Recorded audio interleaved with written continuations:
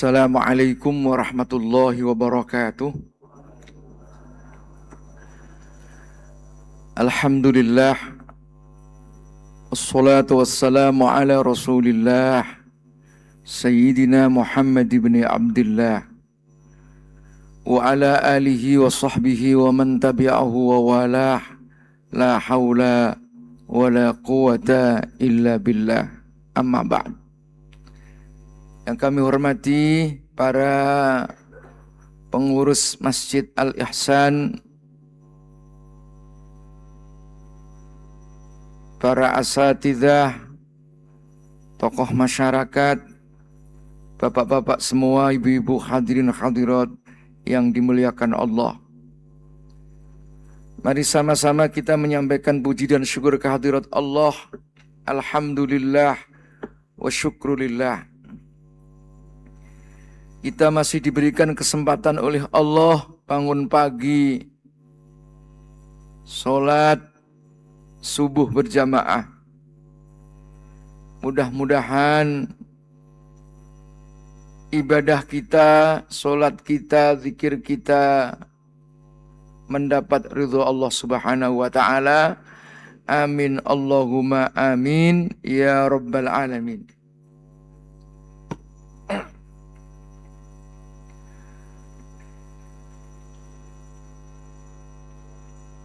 Bapak-bapak, ibu-ibu, hadirin hadirat yang dimuliakan Allah.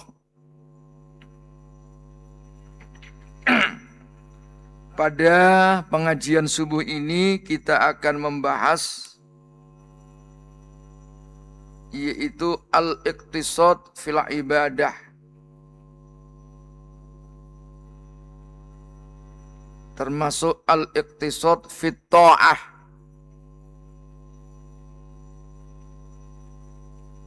Itu judul aslinya. Kalau kita terjemahkan, al-iqtisad itu ekonomi. Ilmu iqtisad, ilmu ekonomi. Secara bahasa ya, ekonomis dalam ibadah. Tapi kalau diartikan apa adanya suka menimbulkan pertanyaan. Ini kok ada ekonomis dan ibadah. Nah, di dalam kitab ini disebutkan yang dimaksud adalah at-tawassut. At-tawassut itu moderat.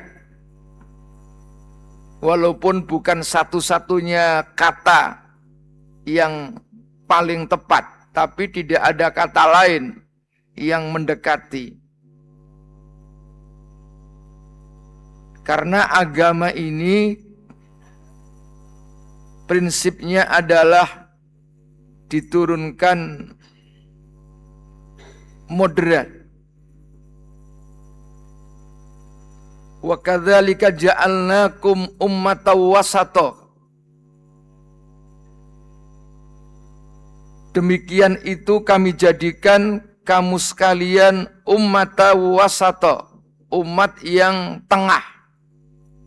Tengah. Tawassut. Kalau Majelis Ulama Indonesia sering menggunakan istilah Islam wasatiyah.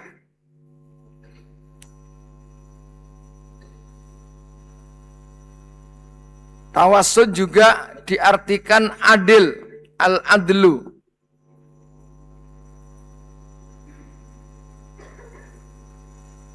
Maka dari kata tawassut ini muncul kata wasit. Bapak-bapak ada yang nonton bola apa enggak ini? Apa masih berjalan apa sudah lewat?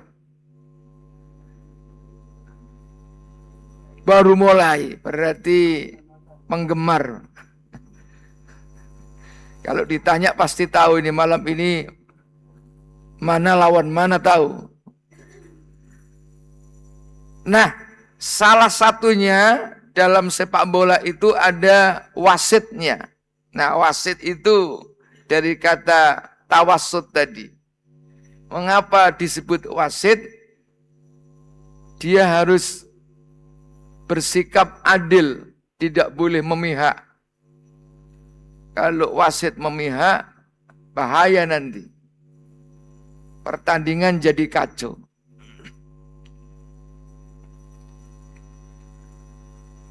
Salah satunya yang harus kita bersikap moderat tadi, di dalam ibadah. Saya akan bacakan hadisnya ini. Jadi ada hadis agak panjang. Walaupun hadis ini populer, tapi yang bawah-bawahnya, atasnya tidak begitu sering dibaca oleh ustadz. Yang bawahnya nanti sering kita dengar. Hadisnya begini bapak-bapak. Wa an Anasin radhiyallahu an qala jaa salah satu rahtin ila buyuti azwajin Nabi sallallahu alaihi wasallam. Ada 3 orang datang ke rumah istri-istri Nabi. Ngapain ini 3 orang ini kok datang ke rumah istri-istri Nabi? Yas'aluna an ibadatin Nabi sallallahu alaihi wasallam. Kepingin bertanya tentang bagaimana sih ibadahnya Nabi. Penasaran. Biasanya pilihan Allah itu pasti ya ibadahnya luar biasa hebat ya. Tapi memang 3 orang ini orang hebat-hebat, Pak. Orang hebat-hebat. Falamma ukhbiru, maka ketika diberitahu, diberikan informasi tentang ibadahnya Nabi, ka'annahum taqalluha, maka mereka seakan-akan menganggap kecil. Taqalluha dari kata qalla, qalil, sedikit. Seakan-akan mereka menganggap sedikit ibadahnya Nabi. Oh, loh Nabi kok ternyata segitu ibadahnya. 3 orang itu merasa lebih hebat dari ibadahnya Nabi. Kenapa? Salah satunya ngomong begini. Amma ana fa usallil laila abadan. Salah satunya itu ngomong, saya ini tiap malam selalu sholat. Enggak pernah tidur, Pak. Jadi kerjanya sholat. Kan beda dengan kita ini. Kalau kita tidur terus. Jarang sholat. Sekali bangun, ngapain Bu? Kencing doang. Bapak-bapak bangun tapi nonton bola, Pak. Ini orang tiap malam sholat terus nggak pernah tidur. Wa qala al-akharu, yang satu ngomong, wa ana asumud dahra abadan wala uftir. Saya ini puasa terus, nggak pernah nggak puasa. Kalau kita kan nggak puasa terus, kecuali bulan Ramadan. Betul nggak Bu? Iya. Ini ada orang kerjanya puasa terus, kecuali hari-hari yang dilarang. Hari-hari yang dilarang itu Idaini, Idul Fitri, Idul Adha, sama Ayyamut Tasyrik. Supaya kita makan daging kurban. Jadi tiap hari puasa terus. Nah yang satu, wa qala al-akhar, yang lain ngomong, wa ana a'tazilun nisaa fala atazawwaju abadan. Saya ini, kata yang satu, menjauh dari perempuan, nggak mau nikah. Karena kalau nikah suka mengganggu ibadah. Kira-kira betul apa enggak, Pak? Orang punya istri ganggu ibadah itu benar apa enggak? Iya, ada benernya, ada salahnya. Ya. Orang nikah sibuk dengan bininya ada. Yang biasanya bangun malam jadi bangun usolli fardhus subhi rakaataini kesiangan lillahi ta'ala. Gara-gara istri. Ya ada. Mau baca Quran, gara-gara istri enggak jadi. Ada. Jadi memang ada benarnya. Itu sebabnya ada orang memilih untuk tidak nikah. Jadi zaman sahabat aja udah banyak itu yang milih tidak nikah. Bahkan banyak ulama hebat itu tidak nikah banyak banget, Pak.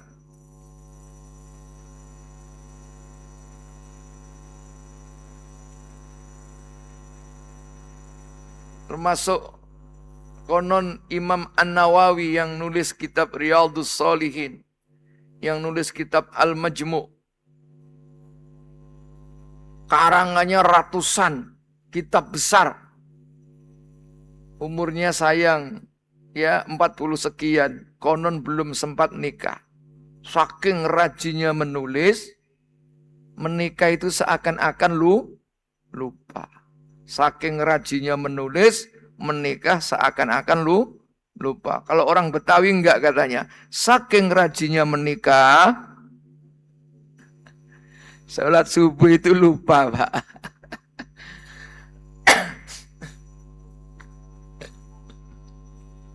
Ditanya sama santrinya yang agak nakal. Nakal bukan berarti nakal-nakal kayak zaman sekarang, nakal mancing-mancing aja, suka nanya-nanya yang enggak gitu kan. Namanya mahasiswa juga kadang-kadang begitu, kepingin ngetes gurunya gitu. Pengen ngetes dosennya, pertanyaannya mancing-mancing yang enggak. Sudah tahu kiainya belum nikah ditanya, limadza lam tatazawwaj? Kenapa panjenengan kok enggak nikah katanya? Kan enggak enak orang enggak nikah ditanya begitu kan enggak enak itu. Enggak nyaman. Jangankan enggak nikah, orang belum punya anak aja nikah enggak punya anak. Ditanya, sudah punya anak berapa? Itu enggak enak juga, Pak. Ini udah tahu enggak nikah ditanya, kenapa enggak nikah? Enggak usah tanya begitulah gitu kan. Tapi kadang-kadang muncul juga. Ditanya. Kata Imam Nawawi, yamutul ilmu baina fakhdayin nisa'i. Yamutul ilmu itu mati katanya, enggak hidup. Gara-gara di antara dua pahanya perempuan. Maksudnya gara-gara menikah itu ilmu enggak berkembang. Kenapa? Mikirin bini mulu. Apalagi bininya agak galak-galak dikit. Waduh. Enggak ada kesempatan baca itu. Dimarahin melulu. Ada enggak yang bini suka marahin suami, Bu? Mana orangnya, Bu?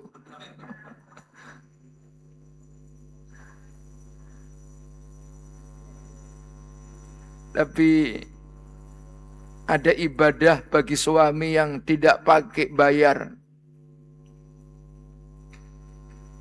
Ada yang perlu bayar modal besar. Ibadah suami Antara lain nyenengin bininya. Diajak ke mall, belanja. Itu ibadah. Tapi butuh modal. Ada lagi ibadahnya suami nggak pakai bayar. Yaitu dimarahin bini tapi sabar. Dapat pahala. Tapi Imam Ghazali itu nyeneng-nyenengin bini. Nyeneng-nyenengin perempuan. Yang suka kerjaannya marah-marah, Pak. Juga memberikan optimis kepada suami yang suka dimarahin bininya. Apa kata Imam Al-Ghazali? As-sabru ala lisanin nisa'i mimma yumtahanu bihil awliya. As-sabru adapun sabar. Ala lisanin nisa'i atas omelannya istri. Ya, sabar atas omelannya istri, kata Imam Ghazali, adalah mimma yumtahanu bihil auliya, bagian dari ujiannya para wali, Pak. Jadi kalau bapak-bapak sering diomelin bini, insya Allah ada tanda-tanda calon wali. Ya, kan seneng kan, ketawa kan? Ya. Minimal wali murid. Ya Bu, disenang-senangi oleh Imam Ghazali, tenang. Jadi kamu calon wali katanya. Kalau sering diomelin bini. Calon orang hebat lah. Jadi para pemimpin orang-orang hebat itu boleh hebat di luar. Tapi begitu masuk rumah dibentak bininya. Bodoh mendadak itu, Pak. Jadi dulu itu ada cerita. Ada kiai punya wibawa luar biasa. Di luar rumah berwibawa. Saking berwibawanya, itu kalau keluar rumah nyari kayu bakar ke hutan, pulang itu diantar oleh macan, Pak. Binatang buas itu nganter sampai rumahnya, Pak. Jadi binatang buas aja tunduk itu hormat, apalagi orang, Pak. Berarti hebat, punya wibawa luar biasa. Kenapa bisa begitu? Ternyata rahasianya hampir tiap hari dimarahin bini terus, Pak. Jadi hebat, begitu masuk rumah dibentak bini, dimarahin istri. Tapi kiai ini sabar, Pak. Saking sabarnya diangkat derajatnya oleh Allah, punya wibawa yang luar biasa. Taunya dari mana? Enggak lama istrinya meninggal dunia. Jadi kalau istri yang cerewet begini, suka marah-marah meninggal dunia, kira-kira kalimat apa yang pantas diucapkan oleh bapak-bapak? Nah, ibu-ibu yang jawab, Alhamdulillah.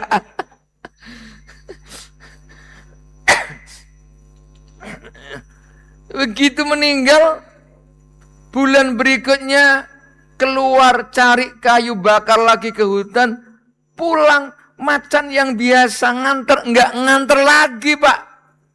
Ya, wibawanya mulai turun. Kenapa turun? Ternyata sudah tidak ada yang ngomelin lagi. Jadi kadang-kadang diomelin istri itu penting.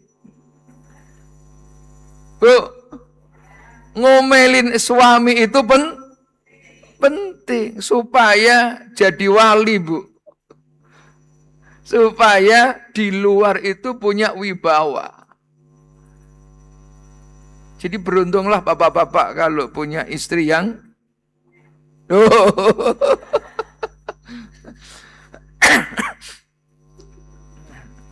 Jadi kata kembali kepada Imam Nawawi tadi. Imam Nawawi itu saking rajinnya nulis sehingga melupakan, seakan-akan lupa urusan nikah.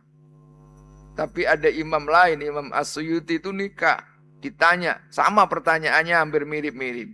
Limadza tatazawwaj? Kenapa panjenengan kok nikah? Ditanya. Jawabannya apa? ya'ishul ilmu baina fahdhayin nisa. Kalau yang tadi jawabannya yamutul ilmu, ilmu itu mati, jadi bodoh gara-gara menikah. Kalau ini jawabannya beda. Kata As-Suyuti, ya'ishul ilmu. Ilmu itu jadi berkembang, hidup, jadi cerdas gara-gara punya bini, Pak. Jadi milih mana kira-kira, Pak? Ya, artinya masing-masing punya alasan. Kalau ada orang yang menikah, kiai enggak nikah, ulama enggak nikah, itu punya alasan. Bukan enggak tahu dalil an-nikahu sunnati itu, enggak tahu. Tapi punya alasan, ada dalilnya. Iya, ayo. Kadang-kadang enggak ada dalil pun dicariin dalil. Apalagi kiai sekarang. Misalnya ini. Presiden korban sekian sapi. Baru ada berita sekian sapi, besoknya dicarikan dalilnya oleh kiai. Jadi dalilnya disunahkan korban bagi seorang pemimpin dari Baitul Mal, ya. Lalu dianalisa kalau APBN itu sama dengan Baitul Mal. Itu bagi yang pro dengan korbannya presiden.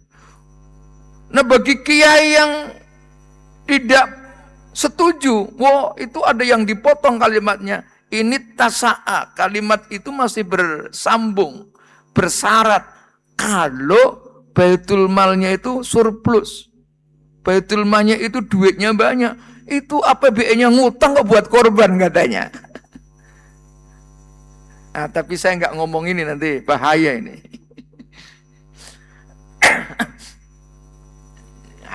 Namanya pendapat. Pendapat itu dinamis. Orang berpendapat itu atau perbedaan pendapat itu jarang sekali menimbulkan perpecahan. Jarang sekali menimbulkan keributan. Tapi yang menyebabkan keributan itu katanya bukan berbeda pendapat, tapi berbeda pendapatan, Bang. Di DPR itu kalau berbeda pendapat biasa, saling menghargai. Ribut itu biasa DPR. Nanti rangkul-rangkulan. Enggak begitu, tapi kalau perbedaan pendapatan itu masalah katanya, Pak. Kalau beda tantangan itu biasa katanya. Tantangan beda enggak apa-apa. Tapi kalau beda tentengan, Pak. Bu, apa tentengan itu? Bawaan. Jadi kalau beda tentengannya itu jadi ribut, Pak.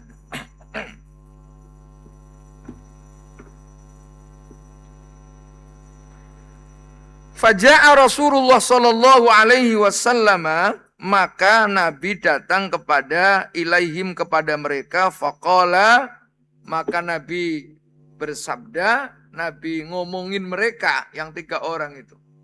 Diomongin sama Nabi, "Hei, antum alladzina kultum kadza wa kadza." Kamu ya yang ngomong begini-begini, tadi ngomong apa kamu kira-kira? Ngomong yang merasa hebat-hebat tadi, ada yang sholat terus, ada yang puasa terus, ada yang sampai enggak mau nikah saking hebatnya ibadah itu. Ngomong apa kamu?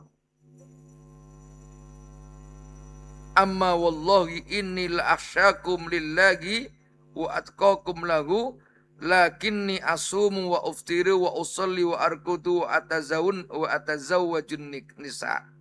Saya ini, kata Nabi, orang yang paling takut kepada Allah, orang yang paling takwa kepada Allah. Tapi saya, kata Nabi, lakinni asumu wa uftiru. Asumu, saya puasa, wa uftiru, ya tidak puasa. Jadi kadang-kadang puasa, kadang-kadang tidak puasa. Wa usolli wa arkudu, saya juga bangun malam, sholat malam. Tapi wa arkudu, saya juga tidur. Jadi ada porsi sholat, ada porsi untuk tidur. Wa atazawwajun nisa, dan saya juga nikah. Maka ada hadis yang paling belakang, paling populer itu, an-nikahu sunnati, faman rohiba an sunnati falaisa min. Ini yang paling populer, padahal hadis depannya panjang itu. Ya, dengar Bu ya, an-nikahu sunnati, nikah itu sunnahku. Apa maksudnya sunnah? Bu, sunnah itu apa Bu? Nah, ibu tadi jawab, kalau dikerjakan dapat pahala, kalau ditinggal tidak dapat dosa. Itu sunnah menurut fikih. C. Ma yusabu fi'luhu wa la yu'aqabu tarkuhu. Apa saja yang apabila dikerjakan yusabu, dapat pahala. Wa la yu'aqabu tarkuhu, dan tidak disiksa, tidak berdosa manakala ditinggalkan. Itu sunnah menurut fikih. Lawannya makruh. Kalau makruh dikerjakan enggak dapat apa-apa, ditinggalkan dapat pahala. Ada lagi haram, ditinggalkan dapat pahala, dikerjakan dapat, lawannya wajib. Wajib dikerjakan dapat pahala, ditinggalkan dapat dosa. Enggak dapat apa-apa, ditinggalkan maupun dikerjakan, namanya mubah. Itu namanya fikih. Hukum Islam dibagi 5. Nah sekarang nikah itu sunnah, maksudnya itu dapat pahala, kalau enggak dapat dosa gitu. Nikah itu dalam hadis ini maksudnya adalah apa yang dilakukan oleh Nabi kita Muhammad sallallahu alaihi wasallam. Kalau hukumnya bagaimana? Hukumnya lihat dulu. Kalau ada laki-laki mampu nikah, kalau tidak nikah bahaya, bisa jatuh perbuatan zina. Nafsunya luar biasa besarnya. Maka menikah itu wajib. Kalau enggak nikah, zina. Atau sebaliknya, ada anak kecil, SMP, enggak nikah, jelas enggak apa-apa, wong namanya anak SMP. Kepingin aja enggak. Kalau nikah, bahaya, ngerepotin banyak orang ini. Anaknya orang disia-siakan, ya, untuk kehidupan sehari-hari enggak ada. Bisa minimal makruh, bahkan haram. HP-nya 2, pulsanya enggak ada.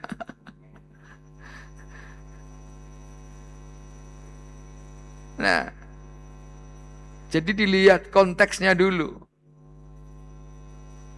Nikah kalau menurut ilmu hadis, ma usnida ilaihin nabi sallallahu alaihi wasallam min fi'lin au qaulin au takririn. Sesuatu yang disandarkan kepada Nabi, baik ucapan, perbuatan maupun ketetapan. Secara bahasa sunnah itu artinya at-thariqah, al-manhaj, al-adah, cara, sistem, kebiasaan. Jadi ada hadis Nabi itu bunyinya, Man sanna sunnatan hasanatan. Barang siapa yang membuat sunnah hasanatan. Oh, kok membuat sunnah, membuat apa berarti?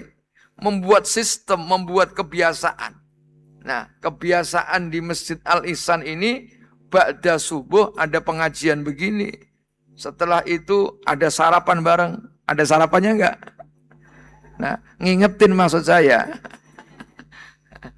Kalau belum ada diadakan, ya kan? Nah, ini kan kebiasaan ini, ya. Tapi sunnatan hasanatan, kebiasaan yang baik ini. Habis ngaji makan itu kan baik, Bu, ya. Ya. Kita biasakan. Falahu ajruha, baginya akan mendapatkan pahala. Wa ajru man amila biha, dan pahala manakala orang lain niru, Pak. Ada orang lain mempraktekkan. Wah, itu di Masjid Al-Ihsan tiap subuh sebulan sekali atau seminggu sekali ada pengajian, setelah itu makan bareng. Itu kebiasaan yang bagus, ditiru oleh orang lain gara-gara di sini ada begini. Wah, wa ajru man amila biha. Kita dapat pahala orang lain yang niru, Pak. Tapi sebaliknya, wa man sanna sunnatan sayyi'atan. Barang siapa yang bikin kebiasaan, tradisi, sistem, metodologi, tapi sayyi'atan yang jelek, fa'alaihi wizruha. Dia akan mendapatkan dosa, wa wizru man amila biha, dan mendapat dosa dari orang lain yang niru. Jadi kalau kita bikin sesuatu yang jelek, ditiru oleh orang lain, kita dapat dosa dari orang lain yang niru. Jadi sunnah itu ada sunnah hasanah, ada sunnah sayyi'ah. Demikian pula ada istilah agama bid'ah. Ada bid'ah hasanah, ya, ada bid'ah dholalah. Dholalah itu yang sayyi'ah, yang jelek tadi. Nah, para hadirin yang dimuliakan Allah, hadis ini bisa kita ambil pembelajaran pertama bahwa kita ini sekalipun dalam hal ibadah tidak boleh berlebih-lebihan. Sehingga memaksakan sesuatu yang tidak kita, yang di luar kemampuan kita. Apalagi kalau kita belajar hukum Islam, itu ada asasu at-tasyri', prinsip-prinsip hukum Islam. Apa itu? Pertama adalah adamul haraj. Hukum Islam itu pada dasarnya meniadakan kesulitan. Semua itu gampang. Sholat kalau bisa berdiri, berdiri. Kalau nggak bisa berdiri, pakai kursi, Bapak. Ya kan? Nggak ada yang menyulitkan agama ini. Wa ma ja'ala alaikum fid dini min harajin. Allah tidak menjadikan urusan agama itu dari kesulitan. Tidak ada yang sulit-sulit, semua itu mudah. Yuridullahu bikumul yusra wa la yuridu bikumul usra. Allah kepingin yang mudah, tidak kepingin yang sulit. Yassiru wa la tu'assiru.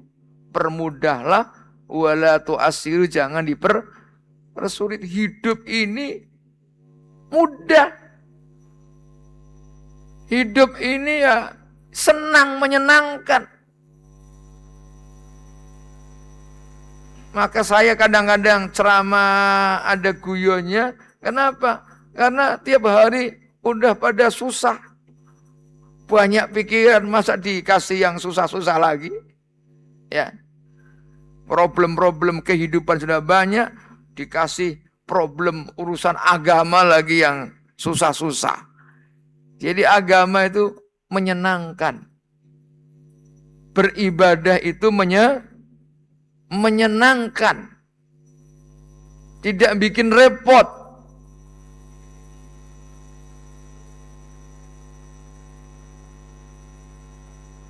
Walaupun kita beragama itu diberikan beban. Kenapa diberikan beban? Supaya kita ini tanggung jawab. Jangankan agama, ketua masjid aja dikasih beban. Dikasih tanggung. Ya masa ketua masjid nggak dikasih beban? Dipilih jadi ketua masjid, wakil ketua masjid, sekretaris masjid, nanti dikasih beban. Beban kerja. Kalau bahasa hukumnya itu taklif, pembebanan. Orang yang dibebani namanya mukallaf. Bapak-bapak itu mukallaf. Kenapa disebut mukallaf? Karena diberikan beban. Tapi bebannya itu nggak boleh berlebihan. Allah mengatakan la yukallifullahu nafsan illa wus'aha. Allah tidak memberikan beban kepada hambanya illa wus'aha, kecuali yang terukur. Nggak ada yang tidak terukur. Ini ada yang ASN nggak, Bu? Halo, Pak, ada yang pegawai negeri, Pak? Wah, kelihatannya bos-bos semua. Ya. Bos-bos. Nah, kalau pegawai negeri ada apa? Laporan itu. Laporan kinerja, ya. Supaya tanggung jawab kita ini. Di samping itu supaya ada keseimbangan. Kita mau naik mobil aja, kalau naik sendiri juga nggak enak. Mobil, apalagi mobilnya besar, nyupir sendiri kan nggak enak, Pak. Sendiri dinaikin kemana-mana. Supaya enak apa? Ada penumpangnya.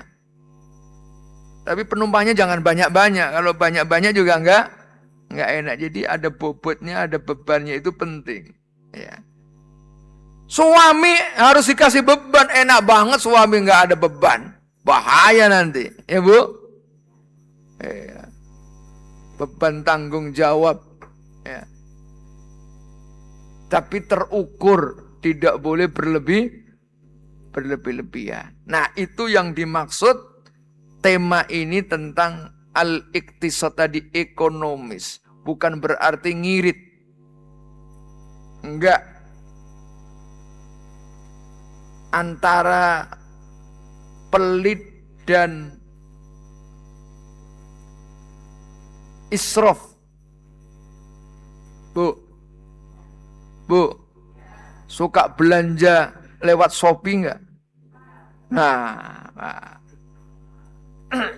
Kalau itu sering, Pak, apa aja kadang-kadang ibu-ibu iseng aja, Pak.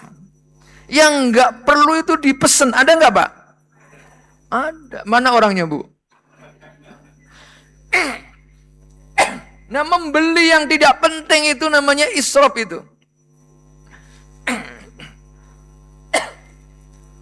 Walladzina idza anfaqu lam yusrifu wa lam yaqturu wa kana baina dzalika qama.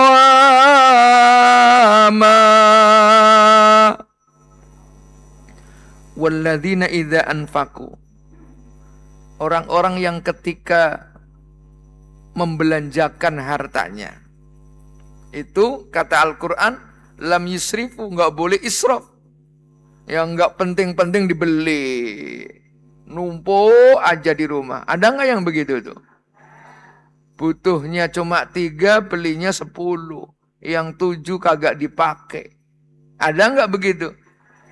Nah, ngaku. Tapi ingatlah wahai bapak-bapak, walaupun begitu ibu-ibu itu menteri keuangan yang terbaik. Betul nggak Pak? Iya.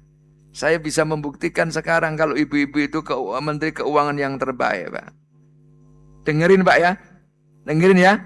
Nih, saya tanya ibu-ibu. Bu, bener nggak minyak goreng harganya naik? Makanan-makanan pokok yang lain harganya naik, bener apa enggak? Nah, ini pertanyaan yang ketiga. Dengerin Pak. Kira-kira uang bulanan naik apa enggak Pak? Tuh. Saya sekali lagi tanya, uang bulanan naik apa enggak? Tuh Pak Kompak enggak. Tadi naik-naik. Begitu yang nomor 3 enggak. Kebutuhannya semakin banyak. Uang bulanannya kok masa enggak naik? Kira-kira kalau dinaikkan setuju apa enggak? Tuh, setuju. Maksudnya supaya ngingetin bapak-bapak saya, Bu. Berarti menteri keuangan yang terbaik. Pemasukannya masih utuh, pengeluarannya semakin, tapi ibu-ibu mampu membuat cukup. Ya kan luar biasa itu.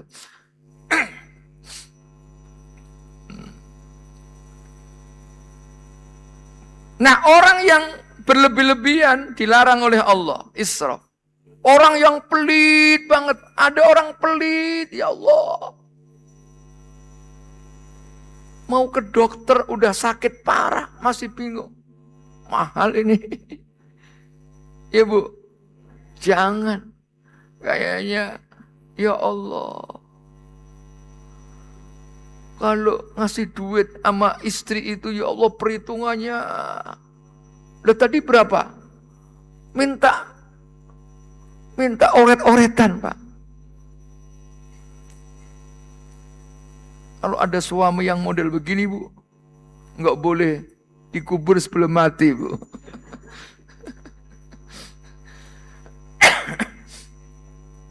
Ada untuk dirinya sendiri aja Masya Allah. Tapi ada yang sebaliknya. Wow, Bang Haji, kalau udah dipanggil acara, nyawer. Ya Bu? Nyawer. Yang merah-merah itu 5 lembar.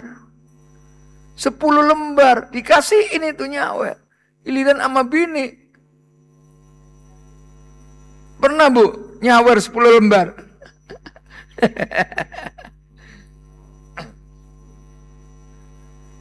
Nah, itu namanya moderat itu tidak berlebih-lebihan. Orang berani itu adalah sifat antara pertengahan antara membabi buta dan penakut. Kalau tadi antara israf dan pelit itu namanya sederhana Pak ya. Orang sederhana. Ada lagi antara membabi buta, terlalu berani Pak. Demo, kemarin ada demo. Ada orang maju terus. Polisi dilawan. Maju dilemparin batu. Kadang-kadang ngelemparin batu sama polisi itu pakai teriakan Allahu Akbar. Polisi kok dilempar Allahu Akbar gitu. Dikiranya lempar jumrah Aqobah itu. Ya Bu ya. Kemarin ada yang pergi haji kemarin. Allah bismillahi Allahu Akbar. Setan apa? Itu polisi dilempar pakai batu Pak. Bismillahi Allahu Akbar. Polisi Tanah Abang kena itu katanya marah juga, emosi. Akhirnya bales. Begitu dilempar Allahu Akbar, polisi ngambil batu, ngelempar juga Sami Allahu liman hamidah. Dilempar pakai Allahu Akbar, dijawab Sami Allahu liman hamidah. Itu namanya membabi buta. Ada lagi bosnya di belakang penakut Pak. Jadi yang bos-bos demo itu di belakang aja itu. Yang penting dapat duit, ada proyek, ada di belakang. Suruh maju, takut dia. Namanya penakut. Ada orang penakut, ada namanya orang membabi buta. Itu dua-duanya jelek. Yang bagus adalah tawassut tadi, moderat. Tengah-tengah. Tengah-tengah itu pemberani. Pemberani itu kadang-kadang maju kalau memang dibutuhkan. Kadang-kadang mundur dulu untuk mengatur setelah. Laki-laki yang pemberani itu berat. Bukan berarti laki-laki. Waduh. Sama bininya pokoknya berani aja. Apa aja lawan. Ya, enggak begitu. Kadang-kadang ngalah.